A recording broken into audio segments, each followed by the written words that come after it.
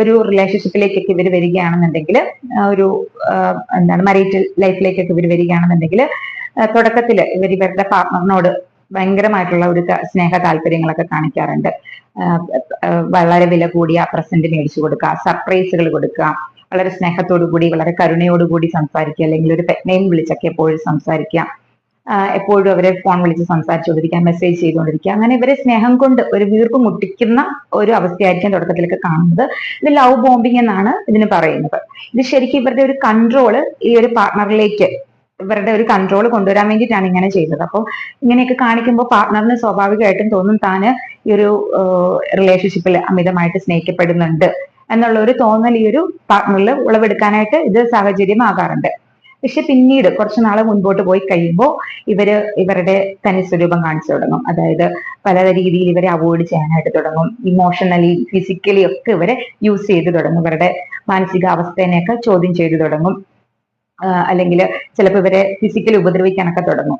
അപ്പോ എന്തെങ്കിലും പാർട്ട്ണർ തിരിച്ചു ചോദിച്ചു കഴിയുകയാണെന്നുണ്ടെങ്കിൽ ഇവര് വലിയ രീതിയിൽ ഇവരെ മാനിപ്പുലേറ്റ് ചെയ്യാൻ വേണ്ടിയിട്ട് ശ്രമിക്കും. അപ്പോ അതൊക്കെ നിന്റെ തോന്നലാണ്, എന്റെ ഒരു ഫ്രസ്ട്രേഷൻ കൊണ്ട് ചെയ്തു പോയതാണ്, എനിക്ക് നീ മാത്രമല്ലേ ഇത് ചെയ്യാൻ ഉള്ളൂ, എന്റെ ഏറ്റവും പ്രിയപ്പെട്ട ആൾ നീയല്ലേ, നിനക്ക് മാത്രമല്ലേ എന്നെ മനസ്സിലാക്കാൻ പറ്റത്തുള്ളൂ, അപ്പോ എന്റെ ഒരു ടെൻഷന് അല്ലെങ്കിൽ എന്റെ ഒരു സ്ട്രെസ് കാരണം ഞാൻ അറിയാതെ പൊട്ടിത്തെറിച്ചു പോകുന്നതാണ്, ആ ഒരു ദേഷ്യം വരുമ്പോൾ നിന്നോട് ഈ ഒരു രീതിയിൽ പെരുമാറുന്നതാണ്, നീ അതൊക്കെ ഒന്ന് വിട്ട് കളഞ്ഞേക്ക്, എല്ലായ്പ്പോഴും ഇങ്ങനെയൊക്കെ ഞാൻ ചെയ്യുന്നതല്ലേ, അത്രയൊക്കെ ഉള്ളൂ, കുറച്ച് കഴിയുമ്പോഴത്തേക്കും ഇതൊക്കെ ഓക്കെ ആകും എന്നൊക്കെ പറഞ്ഞ് മാനിപ്പുലേറ്റ് ചെയ്യും. ഇത് ശരിക്കും ഒരു ഗ്യാസ് ലൈറ്റിംഗ് എന്ന് പറയുന്ന ഒരു പ്രോസസ്സാണ് ഇവിടെ നടക്കുന്നത്.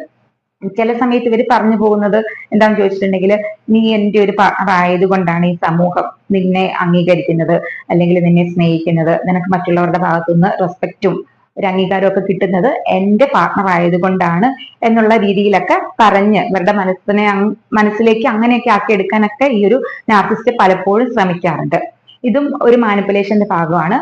പിന്നെ ഈ ഒരു പാർട്ണർ ഏതെങ്കിലും തരത്തിലുള്ള അകൽച്ച കാണിക്കുന്നു എന്ന് തോന്നിക്കഴിഞ്ഞിട്ടുണ്ടെങ്കിൽ പലപ്പോഴായിട്ട് അവരോട് ആത്മാർത്ഥത ഇല്ലാതെ ഒരു സോറി പറയാന് ഒക്കെ ഇവര് ശ്രമിക്കാറുണ്ട്. അതിനകത്ത് യാതൊരു തരത്തിലുള്ള ഒരു ആത്മാർത്ഥതയും ഉണ്ടാവുകയില്ല. പക്ഷെ എങ്ങനെയെങ്കിലും തന്റെ പരിധിയിലേക്ക് തിരിച്ചു കൊണ്ടുവരാൻ വേണ്ടിയിട്ടായിരിക്കും ഇവർ ശ്രമിക്കുന്നത്. അതോടൊപ്പം നീ അപ്പോ അങ്ങനെ പ്രതികരിച്ചത് കൊണ്ട്, ഞാൻ എന്റെ ദേഷ്യം കൊണ്ട് ചെയ്തു പോയതാണ് എന്നുള്ള രീതിയിലൊക്കെ പറയും. പിന്നെ നിന്റെ ഭാഗത്തായിരുന്നു തെറ്റ് എന്നുള്ളതൊക്കെ ഇവരെ ഇങ്ങനെ പറഞ്ഞ് മാനിപ്പുലേറ്റ് ചെയ്യാനായിട്ട് ശ്രമിക്കും.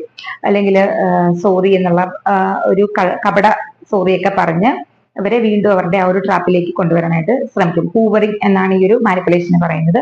അപ്പൊ ഈ ഒരു രീതിയിലൊക്കെ ആയി കഴിയുമ്പോഴത്തേക്കിനും തന്റെ തോന്നലായിരിക്കും എന്ന് പാർട്ണർ പതുക്കെ